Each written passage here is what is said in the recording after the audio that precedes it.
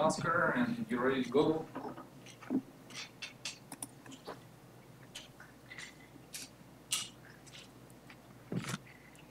Okay, hello everybody. I'm Courtney, I'm Shalin. Taylor. and today we're going to present to you guys some data on medical appointment no-shows. So for a brief agenda, the first thing we'll go over is basically an overview of the business case that we chose for this data, a review of the actual data set and some data that we have reviewed, the cost of no-shows on doctor appointments, the confusion matrix, some pre-processing we did on the data before we ran our models, some model comparison, and then the model selection we chose for our data, the top 5 predictors with the visualizations, and then finally our recommendations. So for the business case, the data set we chose was based on patient and doctor appointment information, and this was in regards to Brazil.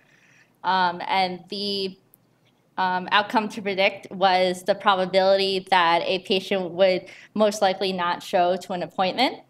And we chose this because we thought it was pretty interesting, because even here in the United States, I think we're all in doctor's appointments waiting for the doctors to see us even at the scheduled time. So if the doctors are able to predict those patients who are likely to not show, it'll also hopefully help them schedule their appointments more effectively, which will ultimately help the patients as well. The effects of no-shows, briefly, because we'll go into more depth on this, but the opportunity costs, basically just the lost revenue for the doctors for those patients who don't show up. Productivity, so they overbook themselves because to accommodate for those patients who might not show up. So there's a random flexibility of patients that come in and out throughout the day. So the staff, it could be busy during 1 hour, and then there could be no one in the next hour. And then the effects on patients, so again, we're waiting an extended amount of time because they have overbooked to accommodate for those missed appointments. Usefulness of the model, again, better scheduling for the doctors, which ultimately gives more effective productivity and ultimately higher revenues for the doctors.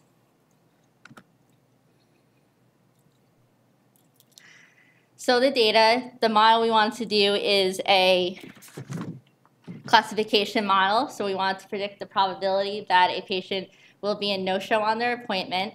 And in the data set we have, there's approximately 20% of those patients who actually did not show up to their appointments.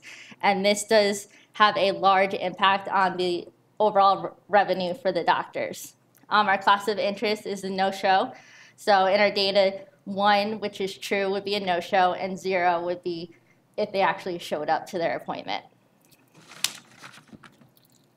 For a quick rundown of the data dictionary, we have the patient ID, which is just an identification of the patient. Appointment ID, which is identification for the actual appointment that's been scheduled. Gender, so male or female. Data aggiornamento is the date someone called or actually scheduled the appointment. Data macro consulta is the date of the actual appointment. Age is how old the patient is. The neighborhood is the location of the appointment or the doctor's office. Scholarship, which is basically the welfare or insurance program over in Brazil. Hypertension, true or false. So 1 is true, 0 is false. If the patient has diabetes, again, 1 is true, 0 is false. Alcoholism, again, true, false. If they're a handicapped patient, true or false.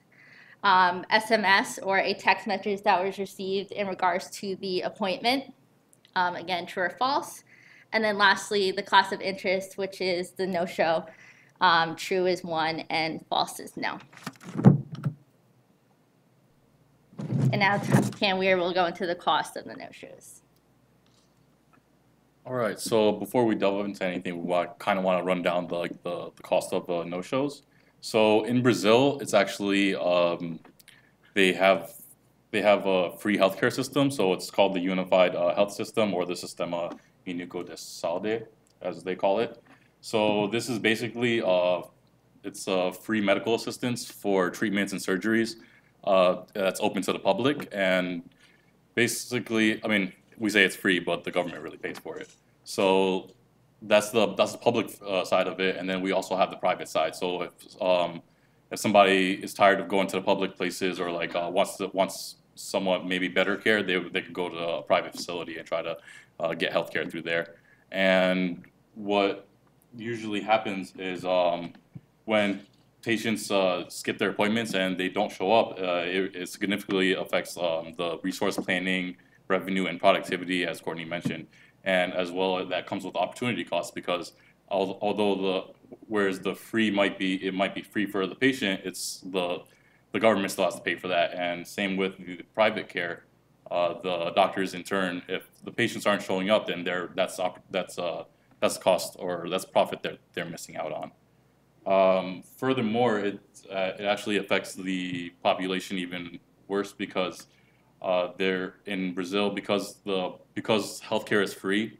It's the access and delivery of that healthcare is much harder. So because it's free, a lot of people are trying to get in and see their doctors, but some people have to wait up to like 3 months just to see a doctor. So if you schedule an appointment and you don't go in, that's somebody who has to see the doctor 3 months from now, or that could have seen them right now, but instead you didn't show up to your appointment.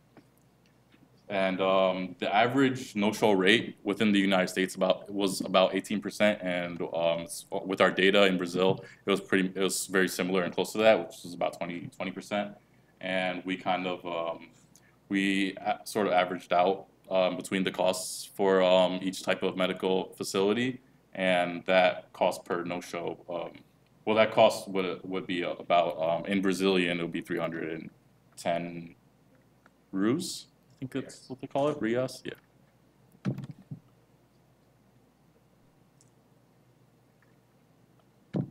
So this is our confusion matrix. So here we said that true positives. So if our model predicts that they won't show up, the patient actually won't show up. So in that case, you can try to call somebody and get that patient replaced. So that's not really a missed opportunity cost for you. So you're not really losing anything if you're able to replace that person. True negatives, the model would say that it shows that the person would show up and the patient would actually show up. So you get the cost of an average, you get the profit of the average cost of an appointment. False positives, we said that the model would say they wouldn't show, but they would actually show up. So what would happen here? You would kind of, if you replace that person, you would overbook it. So it comes out to the cost of the appointment, which could be a little bit more or less. But we took out some of the intangibles and some of the salary costs that are associated with this. So paying your doctors, paying your nurses to stay longer, and also like we mentioned, if you're overbooking and you have more patients coming in, that means your other patients that already have schedules, they're staying later. And that one person that comes in, that throws off your entire schedule. So because of that, you typically could have another patient leave and not come back just because they were taking too long. And you could also lose out on some of your patients. They might go try to find another facility to get their treatments done at. And finally, we also have false negatives, which is the model would say that they showed up, but they actually didn't. So we would have a loss of opportunity cost, which is the minus of subtracting the cost of the appointment. So right now, what we're most concerned with was trying to minimize our false negatives because that's what's associated with most of the opportunity costs, and they represent that loss of revenue. So just before we get into analyzing and doing the data, we pre-processed the data in a few different ways. So as we mentioned, the date that they gave us came in sort of a long sense. It gave us like the month, year, date, day of the week, and everything. So we separated that in while we pre-processed it into different fields. So we kind of had date. We separated that whole section into year, month, date, day of the week, and whether it was a weekend. And weekend represents just Saturday because most facilities are closed Sundays. Patient ID, we tried to figure out how many appointments a certain patient had, and also how many appointments they missed to date. And with the age, we had an issue where we had a bunch of we had -1 as records, kind of revised that to 0. And we created another new variable, which was whether a patient was over 18 or not. And for our analyzation process, we use both Microsoft Azure and DataRobot. And what we went about was trying to decrease the amount of false negatives that would ultimately help us maximize our profits. And so based on that, we chose recall as our best metric, because that would trying to minimize the amount of false negatives that go into recall. That would help out in maximizing your profit. And this was the table that we did try to compare all of our models. As we can see, the decision tree kind of blew everything out of the water. As far as accuracy, recall, precision, recall was, as we mentioned, the metric that we were going with, and recall was the highest for the decision tree. And later on, we'll see the actual numbers related to these numbers. Shine's going to go over that.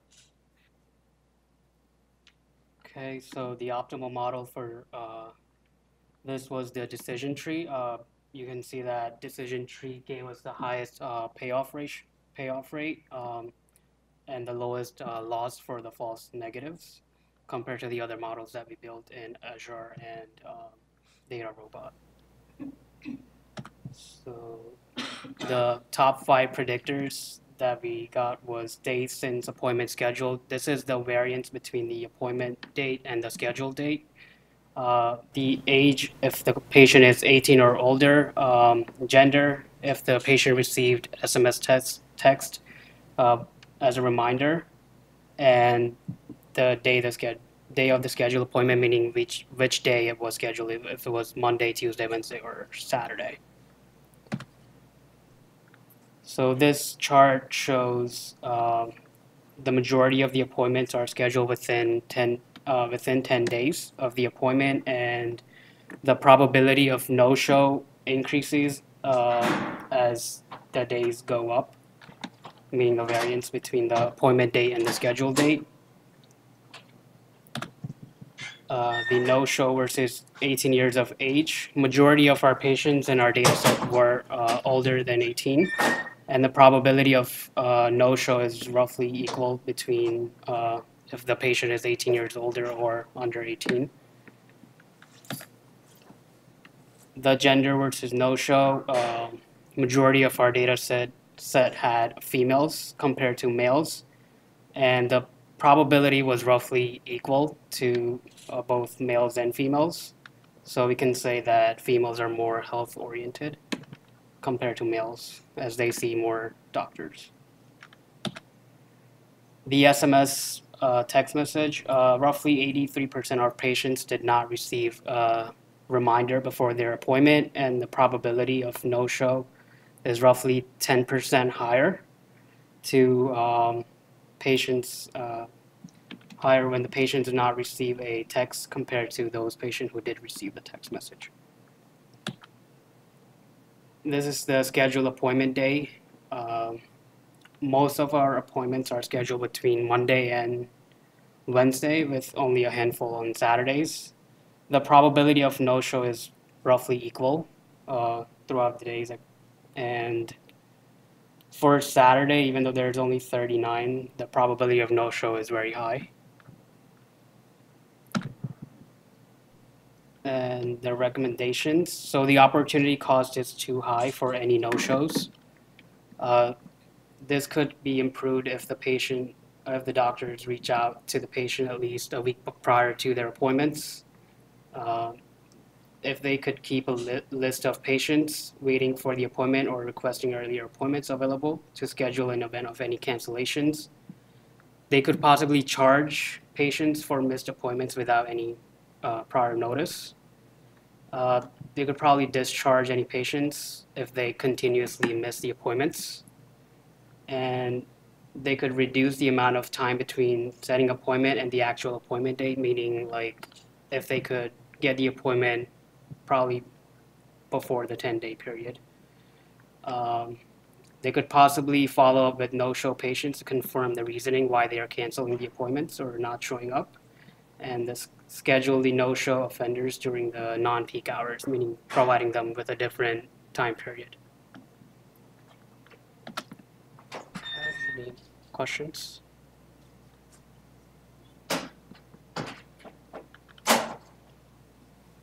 Questions?